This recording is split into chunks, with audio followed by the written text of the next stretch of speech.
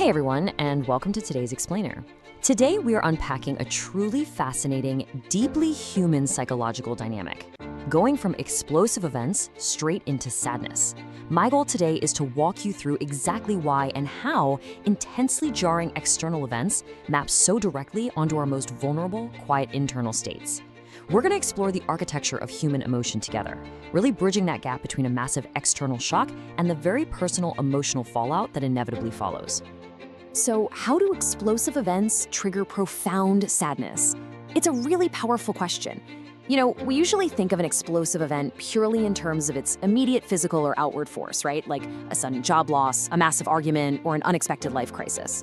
But what's the invisible bridge between that jarring external trigger and the heavy internal emotional fallout that comes right after? How does a loud, chaotic shock transition so inevitably into deep, silent sadness? Well, that is exactly the psychological puzzle we're solving today. Okay, let's dive into this. To make this heavy subject matter feel structured and manageable, we're going to cover it in three distinct phases.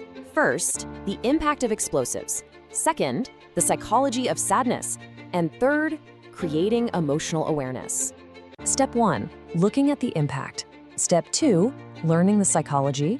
Step 3, creating awareness. Now, this chronological journey isn't just arbitrary, it's absolutely vital. You simply cannot process the internal fallout until you've fully acknowledged the external catalyst. So, step 1 anchors us in the reality of the initial shock. Step 2 pulls us inward, shifting from the physical reality into the mind to figure out the actual psychological mechanics at play. And step 3 is our ultimate destination, using that new understanding to build a lasting, protective emotional buffer.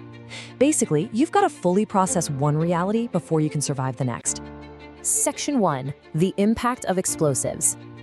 Look at the stark contrast here. An explosive event is entirely external. It's loud, it's forceful, and it's chaotic. But the sadness that results, that is deeply internal. It's quiet, personal, and frankly isolating. And the thing that bridges them is your nervous system. When a sudden life event hits, it demands massive amounts of immediate chaotic energy from you. That explosion of adrenaline inevitably drains your system, which creates this vast physiological void. That sudden depletion of energy is the precise moment when the quiet, heavy fallout of sadness rushes in to fill up the empty space. Moving on to Section 2, the psychology of sadness. The psychology of sadness. We need to understand the internal, emotional fallout of explosives, specifically focusing on how the sadness actually happened. We're moving way beyond just a generic idea of feeling sad. We're looking directly at cognitive overload and that inevitable adrenaline crash. See, when the brain is forced to process an overwhelming amount of sudden, jarring data from an external explosion, it eventually enters a protective shutdown mode. And that physiological shutdown is exactly what we experience as sadness. It's literally the mind's biological mechanism for forcing you to retreat, rest, and process the damage left by the initial blast. How did the sadness happen? Let's take a second and actually break down the psychological chain reaction here, because this emotion doesn't just appear out of thin air. First, there's the shock of the event itself. Then, you typically go through a brief period of denial, or maybe heightened action as you scramble to manage the immediate crisis. But then comes the physiological tipping point, the massive adrenaline drop. As those stress hormones leave your bloodstream, the emotional weight just crashes down on you all at once. By identifying this specific sequence, you can stop seeing sadness as some sort of random punishment and instead recognize it for what it is, a predictable, biological result of surviving an explosion. And that brings us to Section 3, creating emotional awareness. So the crucial point is the module journey itself. We've looked at the impact of explosives, learned the psychology of sadness, and tracked exactly how that sadness happened. All of this intense internal processing leads us directly to our ultimate goal, creating a stronger sense of awareness.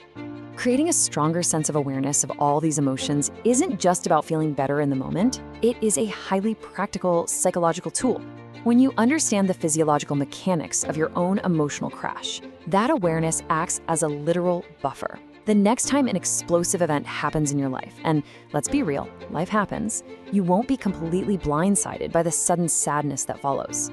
Instead, you're going to expect it, you'll be able to name it, and you'll process it much more healthily because you know exactly why your body and mind are reacting that way. Once you understand how explosive sadness happens, how will that awareness change you? This journey takes us from a forceful external shock right to a quiet, powerful internal clarity. Knowing the psychological mechanics behind your deepest reactions completely changes how you navigate a crisis. Think about your own emotional readiness for a second. The next time a sudden challenge rocks your world, how will you use this structural understanding to buffer the fall? It's a pretty fascinating question to leave you with. Thank you so much for joining me today for this explainer, and I absolutely can't wait to dive into our next topic with you.